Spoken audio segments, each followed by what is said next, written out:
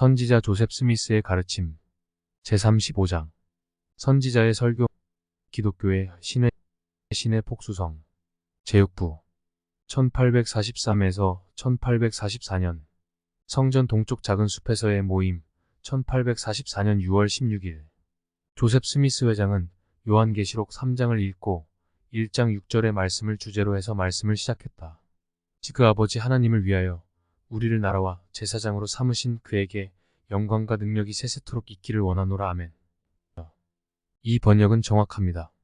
최근에 몇몇 악하고 부패한 자들이 예수 그리스도 후기 성도 교회를 대항하여 배도하고 선지자가 다신주의자라고 말하고 있음을 여러분은 알고 있을 것입니다. 그런데 보십시오.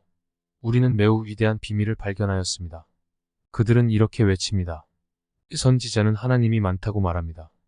그것이 바로 그가 거짓 선지자임을 증명하는 것입니다. 나는 오랫동안 이 주제에 관해 생각했으며 분명한 설명을 통해서 이 흥미있는 문제에 관한 나의 신앙이 어떠한가를 보여주어야겠다고 생각해왔습니다. 나는 예수님의 말씀을 생각했습니다. 노아의 때에 된 것과 같이 인자의 때에도 그러하리라. 그리고 만일 비가 오게 되면 나는 이 교리를 가르칠 것입니다. 진리는 전파되어야 하기 때문입니다. 하나님의 폭수성 다신론에 대해 말씀드리겠습니다. 이를 위해서 나는 이 본문을 택한 것입니다. 내가 하나님이라는 주제에 관하여 말씀드릴 때는 항상 하나님의 다수성을 말씀드리고 싶었습니다.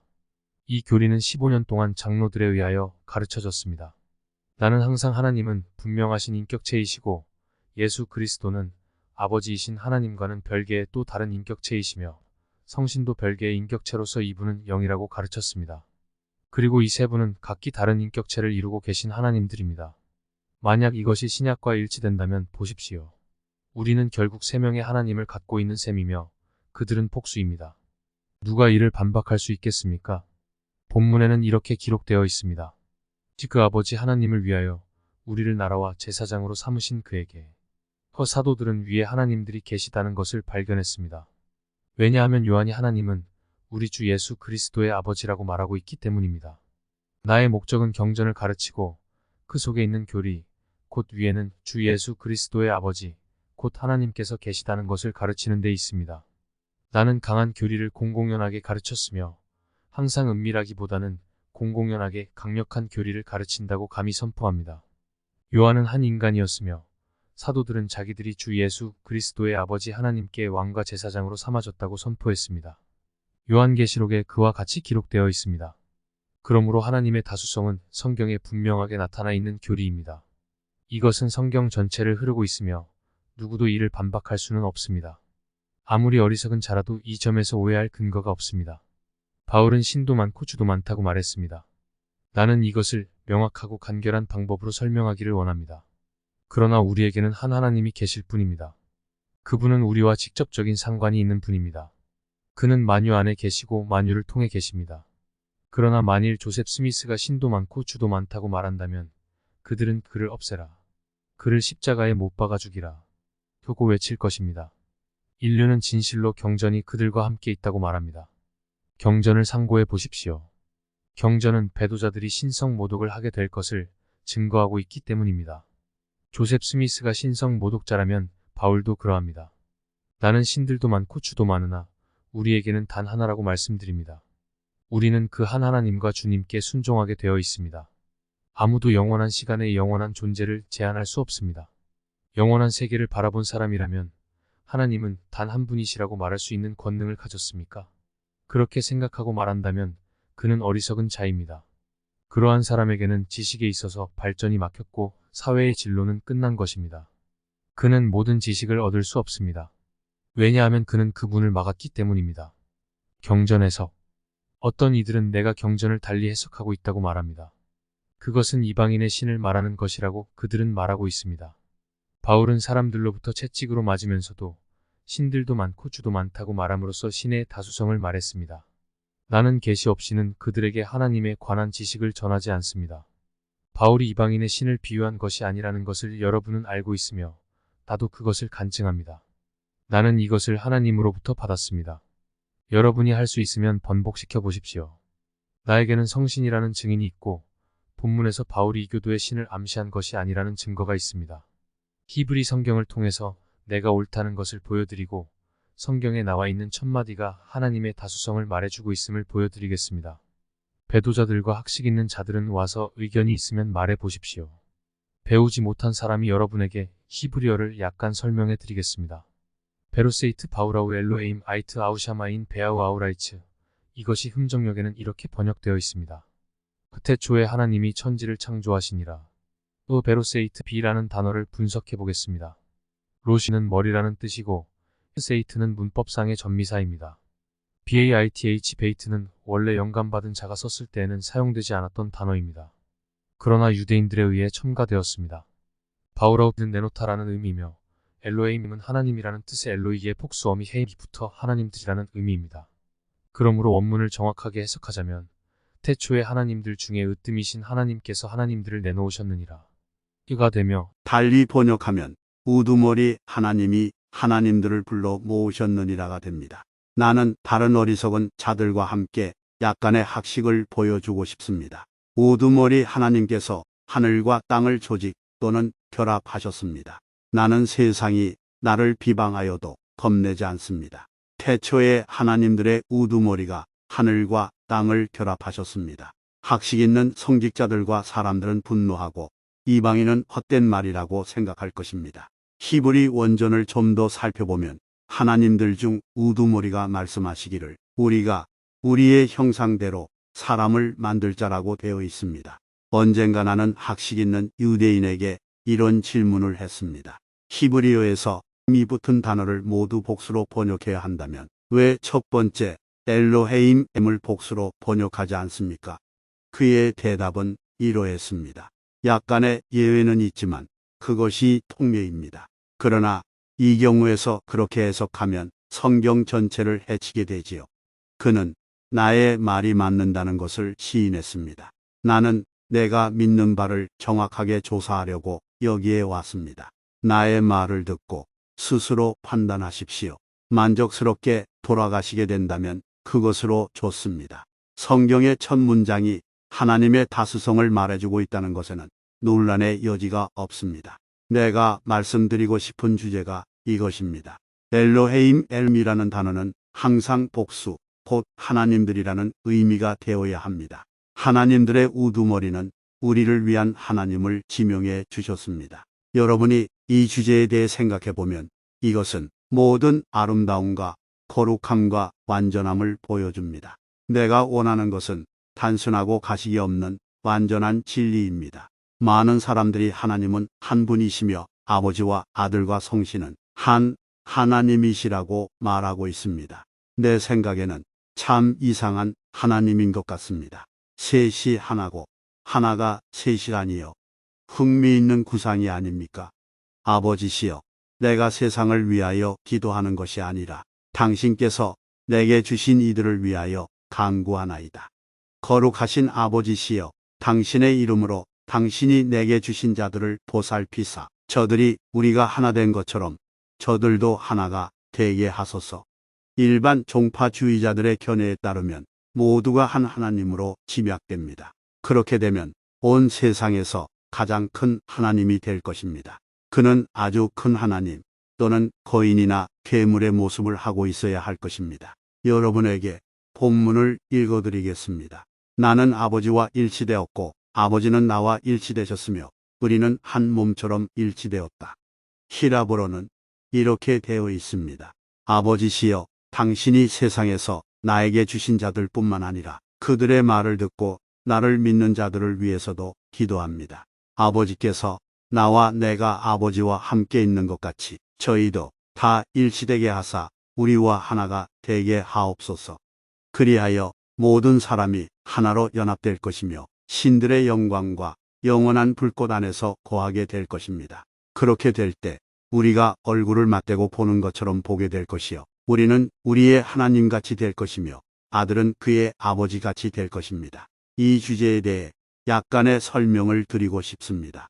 나는 이것을 지금 내 집에 있는 파피루스를 번역하면서 알게 되었습니다. 아브라함의 이론. 나는 아브라함의 간증을 배웠으며 그는 하나님 아버지에 관해 이렇게 말했습니다. 그것을 설명하기 위하여 두 가지 사실을 가정해 봅시다. 다시 말해서 또 다른 사실이 존재한다고 가정합시다. 지구에 사람 둘이 있는데 한 사람이 다른 사람보다 더 현명합니다. 이 사실은 가장 현명한 사람보다 더 현명한 사람이 존재할 수 있다는 사실을 논리적으로 설명해 줄 수 있습니다. 예지는 끝이 없이 높게 존재합니다. 아브라함이 이같이 이론을 폈다면, 즉 예수 그리스도가 하나님의 아들이며 요한은 예수 그리스도의 아버지이신 하나님께 아버지가 계시다는 것을 발견하였다면, 여러분은 하나님 역시 아버지를 갖고 계시다는 것을 가정할 수 있을 것입니다. 아버지가 없이 어찌 아들이 있을 수 있으며 아들이 되지 않고 어떻게 아버지가 될 수 있겠습니까? 나무나 그 밖에 생물이 선조가 없이 발생되는 것이 있습니까? 바울은 땅에 속한 것이 하늘에 속한 것과 같다고 말했습니다. 그러므로 예수님께 아버지가 계시다면 그 아버지에게도 역시 아버지가 계시다고 우리가 믿을 수는 없겠습니까? 이러한 교리에 놀랄 필요는 없습니다. 성경 전체가 그것을 말하고 있기 때문입니다. 나는 여러분이 나의 말에 특별한 주의를 기울여 주시기 바랍니다. 예수께서는 그의 아버지가 그 앞에서 행하신 바와 똑같은 방법으로 행하신다고 말씀하셨습니다. 아버지께서 전에 하신 것과 같은 일이라고요. 예수는 그의 아버지가 전에 행하셨듯이 그의 목숨을 버렸다가 다시 취하셨습니다. 그는 보냄을 받은 대로 자신의 목숨을 버리셨다가 다시 취하는 일을 행하셨으며, 그때 그에게 열쇠가 위탁되었습니다. 나는 이것이 훌륭한 이론임을 압니다. 교회가 깨끗하여짐. 나는 교회가 정화되어 가고 있다고 생각할 근거를 가지고 있습니다. 나는 사탄이 하늘에서 떨어지는 것을 보았으며 그들이 달려갔던 길은 하나의 경고를 주는 것이었습니다. 이 모든 일들은 말일에 우리의 눈에 기이하고 놀라운 일로 비칩니다. 인간이 하나님의 율법 아래 있는 한 두려울 것이 없습니다. 그들은 스스로 위축되지 않습니다. 이 진리에 반대하는 자들은 나를 해치는 게 아니라 오히려 자신을 해치는 결과를 가져온다는 것을 보이기 위하여 좀 더 본문에 관한 설명을 하겠습니다. 이 설명은 율법과 간증에 대한 것인데 이 두 가지 원리가 경전 전체를 이루고 있기 때문입니다. 대단히 중요한 사실들이 일고의 배려도 없이 나약한 정신을 가진 사람들에 의해 간과될 때 나는 그것이 담고 있는 진리를 보고 내 가슴 속에 품고 싶은 심정입니다. 나는 하나님께서 계시하신 모든 것을 믿으며 너무 많이 믿어서 정죄받는 경우란 없고 믿지 않으므로 정죄받는다는 이야기는 들었습니다. 그들은 예수께서 하나님의 아들을 자칭하며 그 자신과 하나님을 동격으로 놓았다고 해서 예수 그리스도가 잘못되었다고 지적했습니다. 그들은 나에 대해서도 옛 사도들에게와 마찬가지로 나를 낮춰야 한다고 말합니다. 예수께서 무엇라고 말씀하셨습니까? 율법에 기록한 바 내가 너희를 신이라 하였노라 하지 아니하였느냐? 성경은 패하지 못하나니 하나님의 말씀을 받은 사람들은 신이라 하셨거늘 하물며 아버지께서 거룩하게 하사 세상에 보내신 자가 나는 하나님의 아들이라 하는 것으로 너희가 어찌 참남하다 하느냐? 화 그들이 영적인 암초에 걸린 것은 예수 때문이었습니다. 물론 예수님께서는 자신의 영예를 취하려고 하셨습니다. 하나님의 말씀이 임한 자들을 신들이라 불렀다면 내가 하나님의 아들이라고 말한다 해서 참남하다고 생각할 이유가 무엇입니까? 영원한 영광. 가셔서 성약의 책에 기록된 시연을 읽어보시기 바랍니다. 거기에는 분명히 영광의 영광이 묘사되어 있습니다. 즉 해의 영광이 다르고 달의 영광이 다르며 별의 영광이 다릅니다. 별과 별의 영광이 다르듯이 별의 왕국도 그 영광이 다르며 해의 왕국에서 다스리는 모든 사람들은 그의 왕국에서 한 신이 됩니다. 교리와 성약에 대한 간증을 배도자들은 인정함으로써 자신을 정죄하고 있습니다. 바울이여 당신은 무엇을 말하고 있습니까? 그들은 바울을 비난했고 모두 그를 떠났습니다. 바울은 7 교회를 가졌으나 그들은 그를 몰아냈습니다. 그러나 그들은 나에게 이와 같이 할 수는 없습니다. 나는 그것이 기쁩니다. 나의 간증은 좋은 것입니다. 바울은 이렇게 말하고 있습니다. 해의 영광도 다르며 달의 영광도 다르며 별의 영광도 다른데 별과 별의 영광이 다르도다. 죽은 자의 부활도 이와 같으니 죽음으로부터 영광스러운 부활을 얻는 자들은 권세와 권능과 보좌와 다스릴 권세를 얻고 천사들보다 높아지며 하나님의 상속자요 예수 그리스도의 공동 상속자로서 담대히 외칠 수 있게 됩니다. 이 경전의 말씀은 소경의 길 안내를 받고 있는 일반 기독교 사회에는 매우 이상한 교리로 여겨질 것입니다. 다른 성구를 참조하겠습니다. 하나님께서 모세를 떨기나무 숲에서 부르셨을 때 당시 모세는 나처럼 두려워 떠는 사람이었습니다. 그분은 너는 이스라엘 자녀의 하나님이 되리라고 말씀하셨고 너는 아론의 하나님이 되고 그의 대변인이 되리라고 말씀하셨습니다. 여기에서의 하나님이란 하나님의 아들들로서의 하나님이라고 나는 믿고 있으며 그들 모두 아바 아버지 라고 외칠 수 있습니다. 세상의 기초가 놓이기 전부터 하나님으로서 자신을 높인 하나님의 아들들에 대하여만 나는 경건을 표하는 것입니다. 요한은 자신이 한왕이라고 말했습니다. 우리를 사랑하사 그 자신의 피로 우리 죄를 씻으시고 그의 아버지 하나님께 우리를 왕과 제사장으로 삼으신 그에게 세세무궁토록 영광이 있을지어다. 아멘. 제5 만왕의 왕이시며 만군의 주이신 하나님이시여 종파들의 일거일동은 우리는 당신을 믿지 않나이다 라는 선언이나 다를 바 없는 것입니다. 옛 카톨릭 교회의 전통은 여러분이 말한 모든 것보다 더 가치가 있습니다. 대부분의 사람들이 실생활에 적용하는 것 이상으로 지각하지는 않는 하나의 논리적인 원리가 있습니다. 오래된 사과나무 한 그루를 예로 들어 설명하겠습니다. 나뭇가지가 나야말로 나무다운 나무요 너는 썩었다고 말한다고 가정해 봅시다. 나무 전체가 썩었다면 나뭇가지인들 썩지 않았겠습니까? 천주교가 거짓 종교라면 어떻게 거짓 종교에서 참된 종교가 나올 수 있겠습니까? 천주교가 나쁘다면 어떻게 거기에서 좋은 것이 나올 수 있겠습니까? 옛 교회의 성격은 항상 세상이 시작된 이래 모든 배도자들에 의하여 비방되어 왔습니다. 주님은 배반자를 인정하지 않으심. 하나님께서는 결코 배반자나 배도자를 인정하지 않으실 것입니다. 천주교를 배반한 사람은 여러분도 배반할 것입니다. 그가 나를 배반한다면 여러분도 배반할 것입니다. 예수 그리스도의 계시와 하나님의 아들의 반차를 따른 멜기세덱 신권이 없으면서 참된 교회라고 차저하는 자들은 모두 거짓말장이입니다. 인간이 진리를 배반하고 신권을 상실할 때 하나님께서 항상 세상에 새로운 경륜의 사자를 보내신다는 것은 하늘에 정한 이치요 질서입니다. 그러나 사람들이 나와서 다른 사람들이 닦아놓은 기초 위에 설 때 그들은 하나님께로부터 오는 권능을 외면하고 자기 자신의 책임하에 그 일을 행합니다. 그리고 바람이 불고 홍수가 날 때 그들은 모래 위에 기초를 세웠다는 것을 발견하게 될 것이며 그들이 세운 집은 무너져 버릴 것입니다. 나 자신도 어떤 다른 사람의 기초 위에 서 있는 것입니까? 나는 기존 기독교계가 소유하고 있는 모든 진리를 가지고 있으며 그 위에 독립적인 계시를 갖고 있으므로 하나님께서는 내가 승리하게 해주실 것입니다. 이 주제에 관해서는 이만 마치기로 하겠습니다. 서너 시간 동안 계속해서 말씀드리고 싶지만 비가 오기 때문에 용이한 일이 아닐 것 같습니다. 말씀을 계속하여 더욱 확실한 증거를 보여주고 싶습니다. 성경 전체가 이 교리를 한결같이 뒷받침해주고 있습니다. 선지자가 자신의 죽음을 예언함.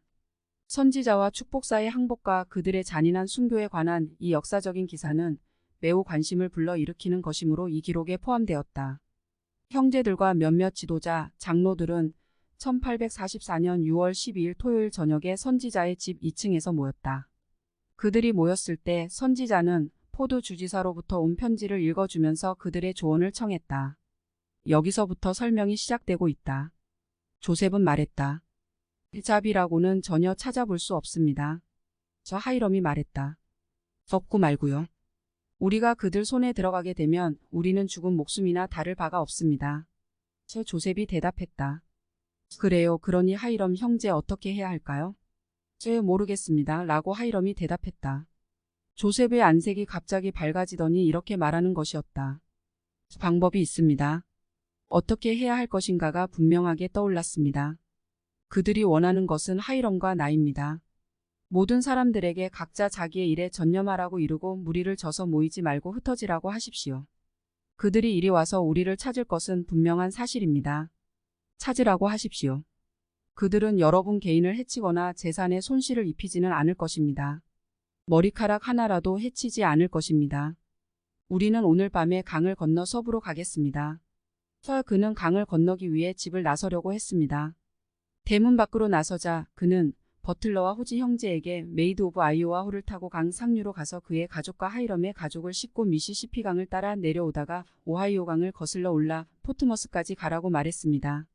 그리고 거기서 그들은 자신들의 소식을 듣게 될 것이라고 말했습니다. 그는 호지 형제의 손을 잡으면서 이렇게 말했습니다.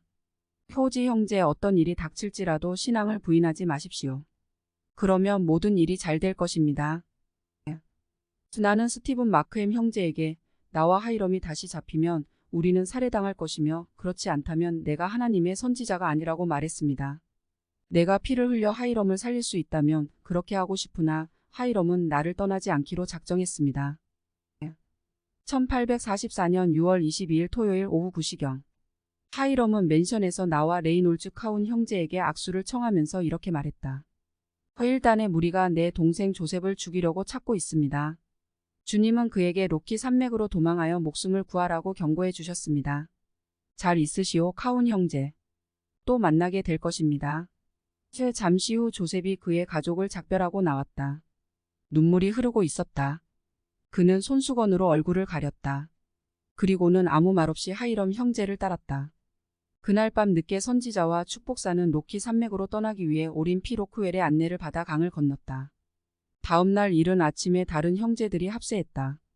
같은 날 아침에 민병대가 조셉 스미스를 체포하기 위해 나부에 도착했다. 그러나 그들은 그를 찾지 못했다. 그들은 마음 약한 사람들에게 두려움을 자아내게 하는데 성공했을 뿐이다. 그날 오후 1시 나부로 돌아갔던 오린피 로크웰이 선지자가 나부로 돌아오기를 바란다는 에머 스미스의 편지를 가지고 돌아왔다. 선지자와 축복사는 윌라드 리차즈와 함께 방에서 여행에 필요한 물건들을 모으고 있었다. 레이놀즈 카운은 선지자에게 군대가 그에게 항복을 촉구하기로 결정했다고 전하면서 주지사가 그의 신의와 주의 신의를 걸고 선지자가 합법적인 재판을 받을 때까지 신변을 보호해 주겠노라고 약속해 주었으니 항복하는 것이 좋겠다고 권했다. 그러나 선지자는 주지사의 말이 믿을 만한 것이 못 된다는 것을 알고 있었다. 여기서부터 설명이 계속되고 있다. 그릇된 비난. 레이놀즈 카운, 로렌조 디 왓슨 그리고 하이럼, 킴볼은 조셉이 그들을 버리고 그들의 재산이 파괴되고 그들에게 집이나 가정을 돌보지 않고 내버려둔 채 도망가려고 한다 하여 그를 비겁한 자라고 비난했다. 우화처럼 이리가 오자 목자는 양떼를 버리고 달아났으며 양들을 모두 잡혀먹게 내버려 두었다고 했다. 이에 대해 조셉은 다음과 같이 답변했다. 내 목숨이 나의 친구들에게 아무 가치가 없는 것이라면 나에게도 가치가 없는 것입니다. 조셉은 로크웰에게 내가 어떻게 해야 합니까? 라고 말했다. 로크웰이 대답했다. 그 당신은 가장 나이가 많으니 가장 잘 알아야 하지 않습니까? 당신이 당신의 침대를 만들면 나는 당신과 함께 눕겠소. 조셉은 카운 형제와 이야기하고 있던 하이럼에게 몸을 돌려 말했다. 하이럼 형제님이 가장 나이가 많으니 우리가 어떻게 해야 할지를 알려주십시오. 하이럼은 말했다. 다시 돌아가서 항복합시다. 그리고 사태를 관망합시다. 조셉은 잠시 생각한 다음 말했다. 형제님이 가신다면 나도 돌아가겠습니다. 그러나 우리는 살해당할 것입니다. 하이럼이 말했다. 아닙니다. 돌아가서 하나님만 의지합시다. 그러면 우리는 해를 받지 않을 것입니다. 주님이 여기에 함께 하십니다. 우리가 살든지 죽든지 우리는 그 운명에 만족할 것입니다. 잠깐 동안의 침묵이 있은 후 조셉은 카운 형제에게 다니엘 씨 데이비스 선장에게 5시 반에 강을 건너도록 배를 준비시키라고 말했다. 서신. 조셉과 하이럼 스미스가 주지사 포드에게 보내는 서신 마이너스 카테지로 가는 것에 동의함. 미시시피 강둑 1844년 6월 23일 일요일 오후 2시. 존경하는 주지사 포드 씨 귀하. 어제 받은 귀하의 편지에 대해서 본인의 의견을 쓴 긴 답신을 지난 밤 12시에 올렸습니다. 귀하의 서한이 비교적 심하다고 생각하고 있던 차, 본인의 친구 한 사람이 귀하의 편지 주제를 부드럽게 해주는 귀하의 군대장으로부터의 설명을 갖고 왔습니다. 그 설명은 우리에게 큰 보호감을 느끼게 해주었으며 어느 정도 귀하의 의도에 동의하게 하는데 성공했습니다. 지난 편지에 말씀드렸던 바와 같이 본인이 이 나라에서 받는 재판을 거부하는 한 가지 이유는 암살자들 때문이며 그들이 초래할 잔인한 결과에 대한 두려움 때문입니다. 그러나 귀하의 설명을 듣고 본인은 내일 귀하의 군대가 우리를 경호하여 본부까지 가는데 편리한 이른 시각에 귀하 앞에 출두하겠습니다.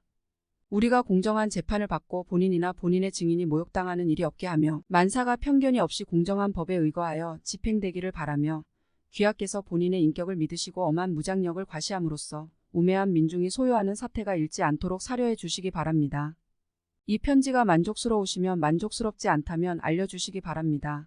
내일 오후 2시경에 마운드 부근에서 귀하의 군대와 만나겠습니다. 우리 증인을 모으고 재판에 필요한 준비를 하려면 최소한 그 정도의 시간이 걸릴 것입니다. 우리는 증인을 데리고 갈 것이며 소환 영장을 기다리지 않음으로써 절차가 지연되지 않게 하려 합니다. 그러나 우리는 공고의 시간을 원하고 있습니다. 귀하의 미약한 백성 조셉 스미스 하이럼 스미스